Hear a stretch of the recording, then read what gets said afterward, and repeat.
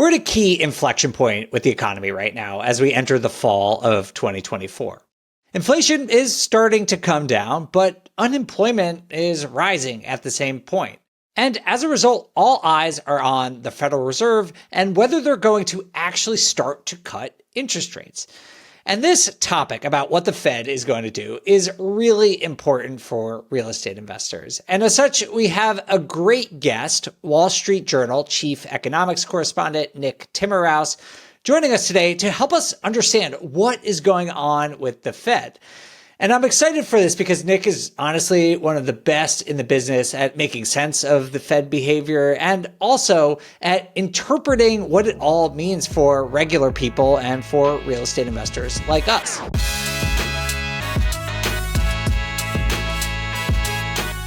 Hey everyone, happy Friday. Dave here. We've got a great BiggerNews show for you today. We're going to be previewing next week's Fed meeting, which began on Tuesday, September 17th.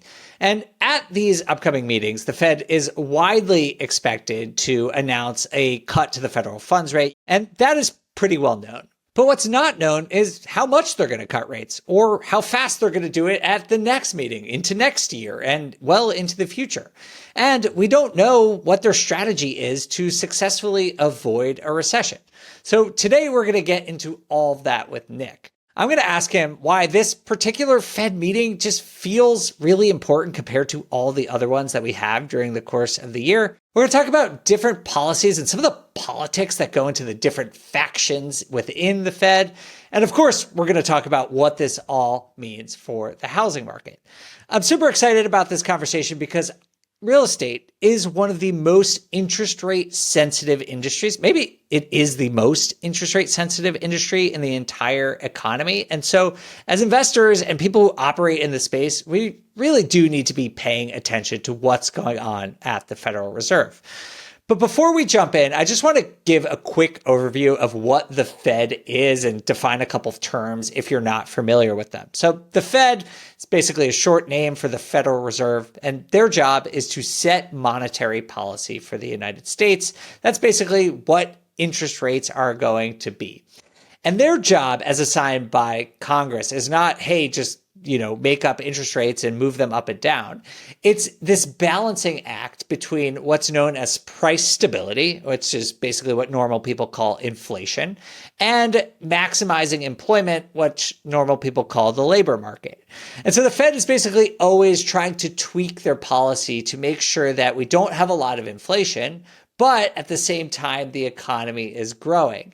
And obviously, this has implications for the whole country, which is why people like me look at this so much and why I'm encouraging all of you to listen to this episode and what Nick has to say, because I think you'll learn a lot about what's coming down the pipe and will help you make decisions about your portfolio well into the future. Last caveat here is that the Fed, while they don't set mortgage rates directly, they actually control something called the federal funds rate, which indirectly has implications for the mortgage rates and for the housing market as a whole. So that's why we pay attention to this.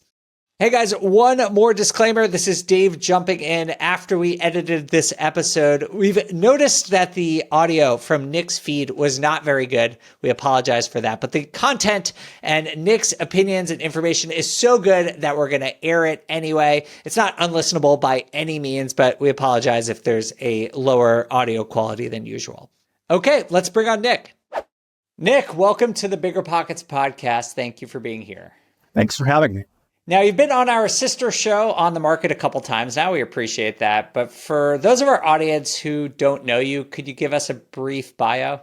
Yeah, sure. I've been a reporter at the Wall Street Journal for the last 18 years. I spent about 5 years covering housing finance. I've spent the last 7 years covering the Federal Reserve, interest rates, and economic policy. And I know for people like you and frankly, people like me, we look at every single one of the Fed meetings, 8 of them every single year. But the one that's coming up in September seems to be of particular importance. Can you explain to us why? Well, this is the meeting where the Fed is going to cut interest rates. And people have been waiting for a long time for the Fed to cut interest rates. So, that makes it a big enough deal. There's an extra bit of drama. because it isn't exactly clear how much the Fed is going to cut interest rates. The market is expecting a quarter percentage point interest rate cut, which is the normal increment. But, some officials sounded like they weren't ready to completely close the door to a larger half point rate cut. So there's maybe a little bit of suspense around that question. Normally, when we go into these types of meetings, we don't really know exactly what the Fed's going to do. They do sometimes signal it. But you said that this upcoming meeting, it sounds essentially like a sure thing that rates will be cut at least a little bit. Why are you so certain about that? Well, there are two reasons. One is that inflation is back coming down the way it was last year, or second half of the year. And so the Fed needs to see inflation, moving down to its target. It targets 2% inflation using their preferred gauge. Inflation is still a little bit above 2%, but it's in a much better neighborhood than it was last year and before. The second reason is the labor market. The labor market looked solid for the first few months of this year. It looks like it's slowing down now. And the question is this slowing down to normal, or is it going to slow past normal to something weak? If I could give a third reason, the third reason the Fed is going to cut interest rates at the next meeting, the Fed chair told us in his last speech, the time has come to cut interest rates. So he took any kind of suspense out of the will they or won't they cut question. But the reason he did that is because the inflation picture and the labor market picture has developed along those lines. Yeah, normally going into these types of meetings, analysts are trying to, and journalists like yourself are trying to read the tea leaves and guess and prognosticate about what's going to happen. But they've been pretty candid about the fact that they're going to be cutting interest rates. So I obviously agree that this is almost a certainty here. I'm curious, Nick, if you could just give us some background on how these decisions are made, because I think a lot of America has gotten familiar with Jerome Powell, the chairman of the Federal Reserve over the last couple of years. Maybe not everyone, but he's become, I think, more of a known figure than previous Fed chairs. But is he making these decisions himself, or can you tell us how the Federal Reserve determines what interest rates should be and what direction they're moving them? So, one answer to your question is that he is making the decision. The other answer is that there's a committee of people who have to come up with setting monetary policy for the country. And that's called the Federal Market Committee, or the FOMC. That is the body that meets every 6 or 7 weeks in Washington, D.C. It's composed of 7 governors who are on the Fed's board. Those people are there because a president has put them there. And they have a vote at every meeting. Then there are 12 presidents of the Fed banks. All of them come to Washington for the meeting. They all participate in the meeting, but only 5 of them have a vote in any year. They take turns every year voting. The New York Fed president, sort of the first among equals of the 12 presidents, he has a vote at every meeting. And then the other 4 are rotated. And so those are the people who actually vote on policy. But anybody who's ever had to lead a committee of 12 to 19 people, it's hard to get 12 to 19 people to agree on anything. So there's a lot of blocking and tackling that happens in the run-up to the meeting. In fact, if you look at how the Powell Fed has sort of operated recently, they tend to know what they're going to do at the meeting where they're making their decision. So what they're really doing is they're talking through their next move. There's a debate that happens, what should we do today or tomorrow? It's a 2-day meeting. But then really, where do we think we're going to be in 6 weeks? And so in one way, the committee's working through the decision. But again, anybody who's had to get 19 people to agree on anything, there's sort of a group, a steering committee almost. It's called the Troika. The Fed Troika is the Fed chair, the New York Fed president, who also serves as the vice chair of the FOMC, and then the vice chair of the board. Typically those 3 people, and then a small group of advisors, staff, senior advisors to the chair.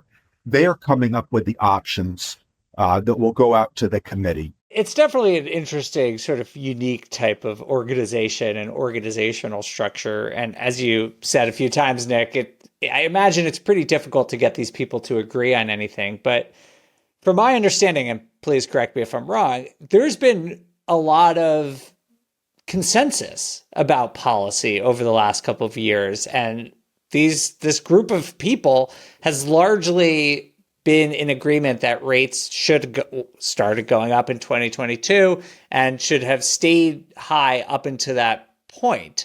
So, first of all, is that correct that there's mostly been consensus? Yes. They vote on the policy decision, the statement that they put out at the end of the meeting. And if you look at the last time anybody dissented, any of the voting members of the FOMC dissented, the last time that happened was in June of 22. This is now tied for the second longest period in like the last 50 years where you haven't had a dissent. But I do think sometimes people look at the fact that every decision, the last 16 decisions have been unanimous, and they say, wow, there's groupthink at the Fed. They never disagree on anything. If you read the transcripts of the meetings, you'll actually see that, there can be a lot of disagreement, even though they all kind of get to the same place. And I think part of that is, when inflation was a raging inferno 2 years ago, the direction of travel was clear. We got to get interest rates up. Mm-hmm. And then when it looked like maybe they had gone high enough, there was some debate last year. There were people who wanted to keep going, and there were people saying, guys, we've done enough. Let's just cool it for a while. And then, I think over the first half of this year, there was a lot of agreement that things were getting better, but it was too soon to cut.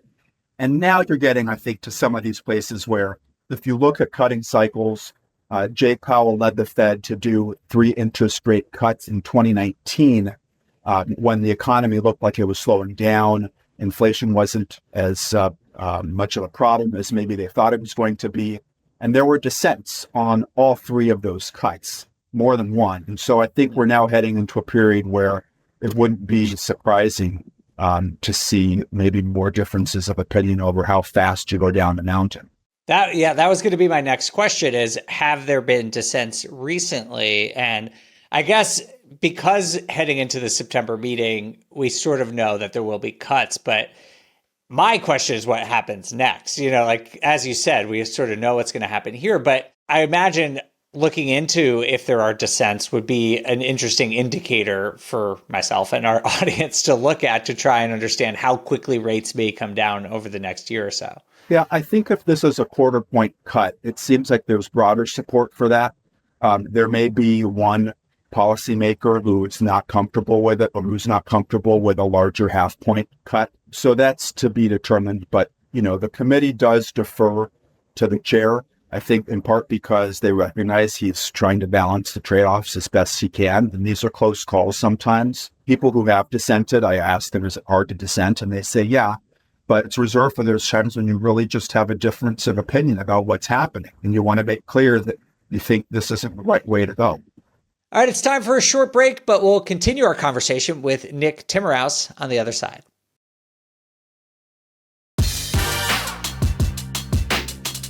Thanks for sticking with us. Let's get back to Nick.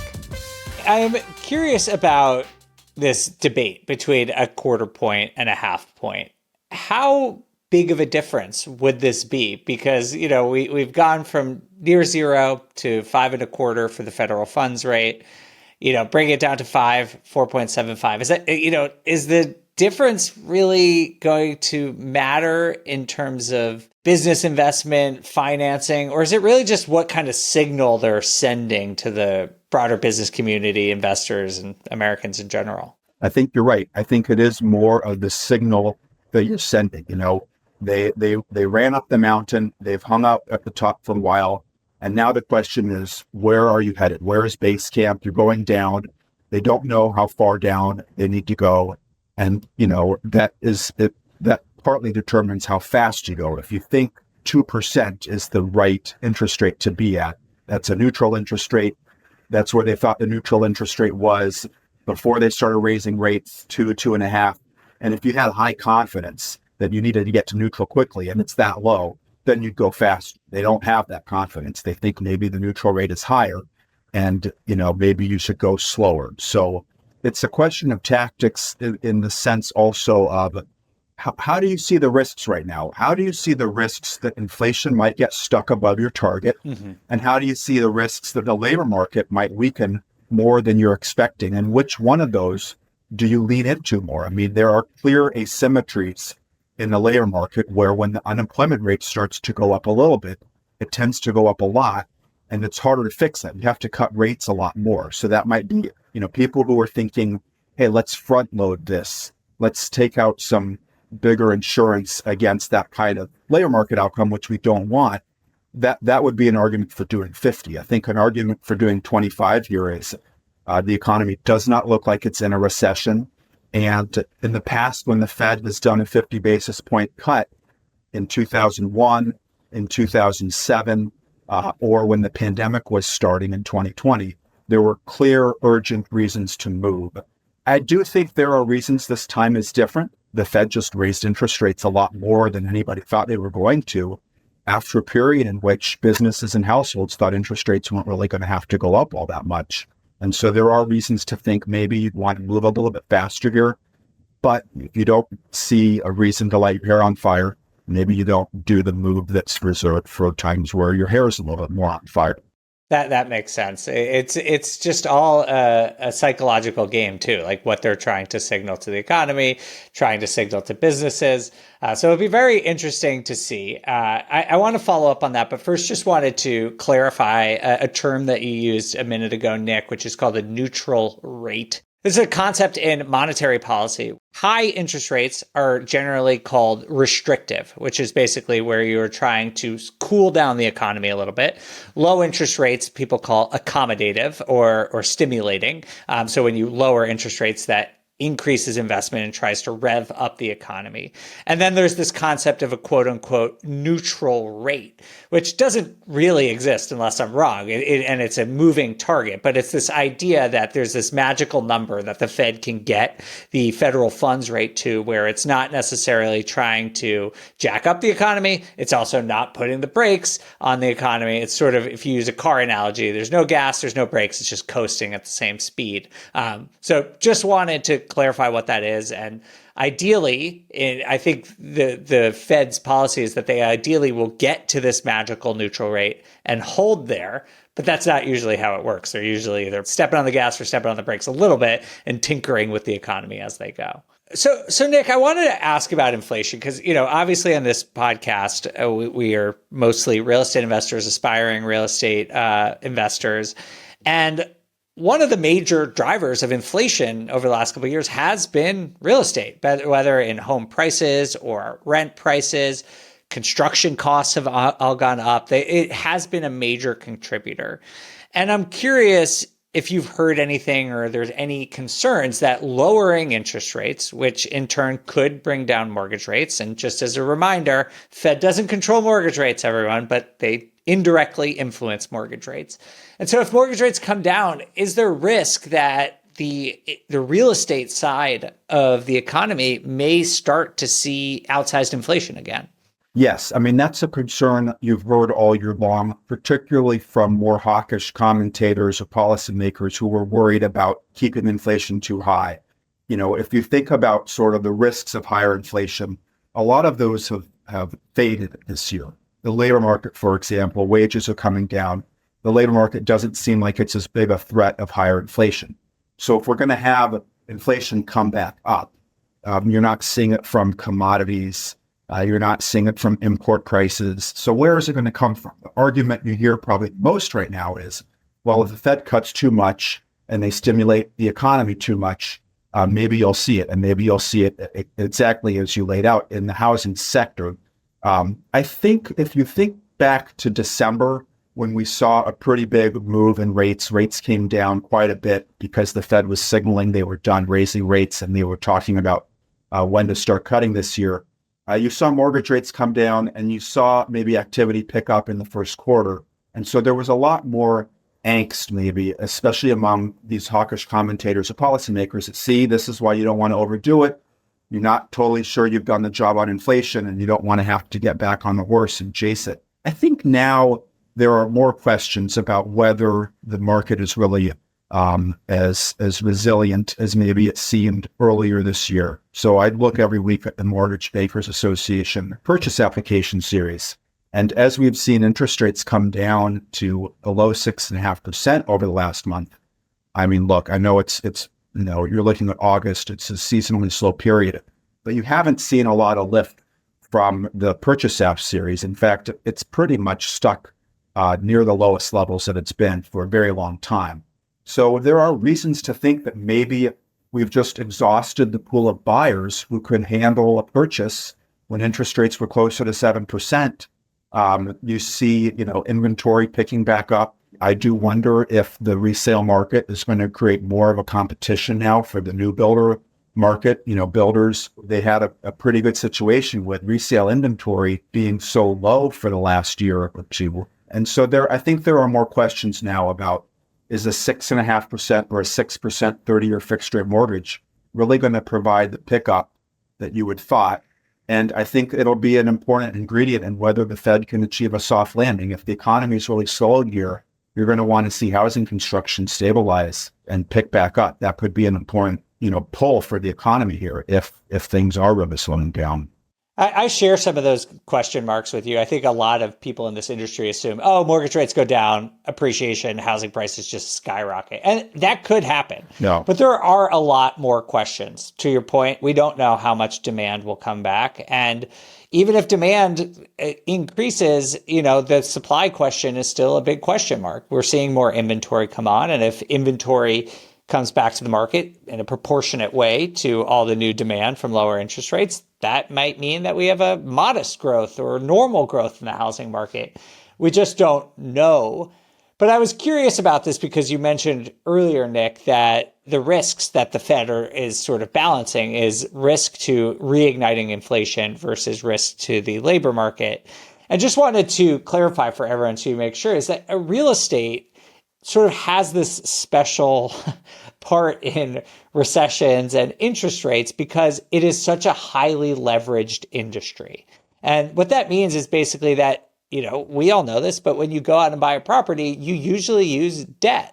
And construction companies use debt, developers use debt to finance a lot of their operations. And so real estate, more than most industries in the United States, are very sensitive to changes in interest rates. Where you think about a manufacturing company, as Nick and I were talking about, the difference between a 5.25 federal funds rate and a 4.75, it's going to take a while for that to hit the manufacturing industry. But that might hit the construction industry the day after it happens. It might take deals that didn't pencil yesterday to deals that do pencil today. And so in a lot of ways, real estate is sort of out front and sort of is the first reactor to interest rate changes. And why, personally, I think, and it sounds like Nick and a lot of other people have heard this as well, is that if rates come down, it could reignite real estate, maybe in a positive way, but also potentially in an inflationary way as well. All right, we have to take a quick break, but stick around because later in the show, Nick's going to tell us what the Fed has already indicated about their path of rates, not just for this next meeting, but for the next couple of years. So stay tuned.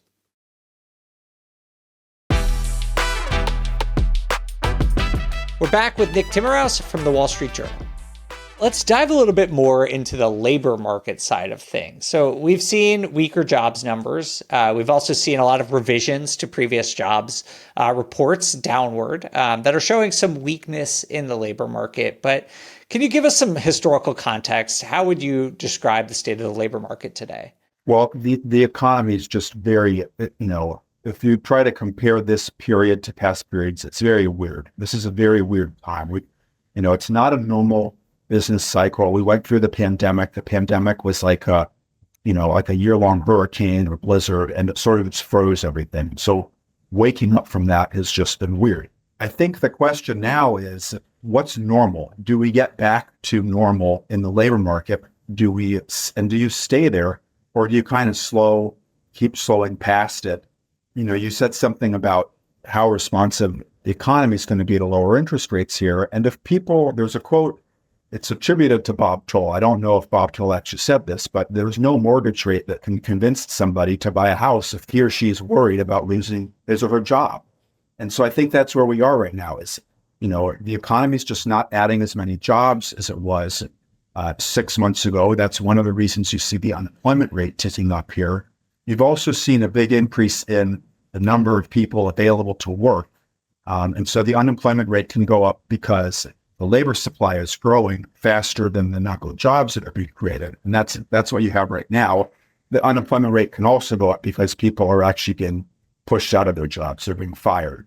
And if you look at permanent job losers, that number has drifted up a little bit, but it hasn't drifted up enough to explain the increase in the unemployment rate to 4.2% in August from 3.4% in April of 2023. That was the low. But it is cooling down. Last week, the Labor Department put out a number. They look at job vacancies, job openings. And if you just compare the number of open jobs to the number of unemployed people at the peak of this cycle in March 22, when businesses were just in a panic to hire people back, there were 2 openings for every unemployed person. The number that came out last week for July showed that we were down to 1.1, or a little bit below 1.1 job openings for every unemployed person. And that's actually below where it was before the pandemic. When the pandemic hit, we were about 1.2. So you now see a labor market that is less tight. There are more people looking for work. It's taking people who lose their jobs or who come into the job market without a job. It's taking them longer to find a job. Maybe we stay here. That wouldn't be for the Fed. If you could just hold this at a 4.2% unemployment rate, that would be fine. The worry is that when you look at the unemployment rate, it never just stays in a solid and straight line. It's either going down or it's going up. And right now it's going up. And these things, when you look at the charts, they look like hockey sticks. They go up by a little bit and then they go up a lot. And the Fed doesn't want to have a 5%, 5.5%, 6% unemployment rate here. And do you have some historical context for that, Nick? Because that's definitely true. Like, how long after unemployment rates start to go up does it usually peak out? And I know there's a lot of variables like Fed policy there, but like, what are we looking at here? Like, what is a quote unquote normal recessionary cycle or cycle of weakness in the labor market look like? Well, so some people may have heard of something called the ensemble. It's this economist at the Fed who identified that you use a 3-month average of the unemployment rate. So when that goes up by 0.5 percentage point from the low over the previous 12 months, it is always, it is always coincided with a recession. Once you've gone up by 50 basis points on the unemployment rate, you keep going up quite a bit more. And it just gets to this idea that you think about a tipping point where businesses are, they're not sure if they need the workers. They're not sure if they need the workers. And then it's like a beach ball that you've held underwater. Once you decide, oh, business is just too weak. I do not need these people anymore. I'm going to let them go. The beach ball pops up. And so that's kind of captured by the ensemble. Now, there was a little bit of a market freak out, if you recall, in early August, because after the August payroll number came out, we triggered the ensemble. That was the first time that you could say that the 3-month average of the unemployment rate had gone up by 0.5 percent from the previous 12-month low. And we're still, after the August numbers that came out in early September, we're still above that threshold now. Now, Claudia Sahm, who's the economist who's, popularized this approach, she said there are reasons to think that it may not, it may be a little bit of a false positive. And if you look at something like permanent layoffs, permanent layoffs are not what is driving this increase in the unemployment rate. But I do think it's a sign that the labor market has cooled. And all along the question, I think this year has been, it's like you took a glass of hot water and you put it in the freezer. Is it just going to, is it going to get to some level and stay there? Or is it going to keep freezing and you're going to take out ice at some point and you want to take it out before it's completely frozen? I think, monetary policy is not science. There's no boiling point or freezing point for the economy. But that sort of captures the principle here. You're testing a trend, and does that trend continue? All right. Well, that's definitely something I'm going to be keeping an eye on. There's a lot of different labor market data out there, but the job openings and unemployment rate are good ones for everyone to track if you want to be following along here. Nick, I know you don't have any background information that we don't know about, but I think a lot of our audience is probably curious where mortgage rates, where interest rates are going to be in the next year or so. I won't ask you about mortgage rates, but federal funds, the Fed does release something called the Summary of Economic Projections, where they at least give out some ideas of where they think the target rate will be in the near future. Can you just tell us a little bit about what the Fed is saying about the next few years? Yeah, so the Summary of Economic Projections is important. The Fed doesn't get together and agree on this. Everybody's sort of putting down their own forecast. What we in the press write about is sort of where the median is, where the 10th of the 19 participants in the center are. And think back to the conversation we were having about 25 versus 50. What really matters for monetary policy and for the economy is the path of rates over the next few years. What is the market pricing in right now? Because the economy reacts to that. The economy doesn't necessarily react on the day that the Fed cuts interest rates. If markets are anticipating a rate cut, it's when the bond market begins to price in a lower interest rate, right? Mortgage rates have come down, even though the Fed hasn't made any interest rate cuts yet, because the markets are anticipating what the Fed is going to do. And it's really when the Fed either ratifies or, more importantly, doesn't ratify the market expectation that you could see, say, interest rates go up. So, the SEP here is going to be very important at the September meeting. The September meeting is a weird meeting because the SEP, the Summary of Economic Projections, is provided in calendar space.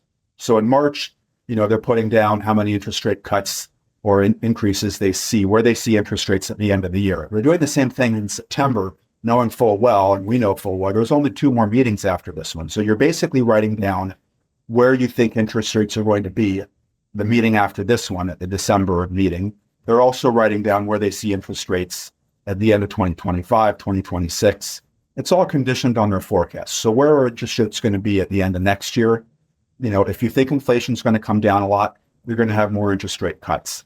If you think the economy is going to be quite weak, you're going to have more interest rate cuts. They tend not to project that. They're putting this down, assuming appropriate policy. And so it tends to provide sort of a more optimistic scenario for the economy. Because if you really thought there was going to be a recession, you would act now to try to head that off. But nevertheless, the interest rate projections have shown the Fed cutting interest rates a couple of times this year. In March, it was 3 cuts. In June, it was 1 cut. We're back at least to 3 cuts now.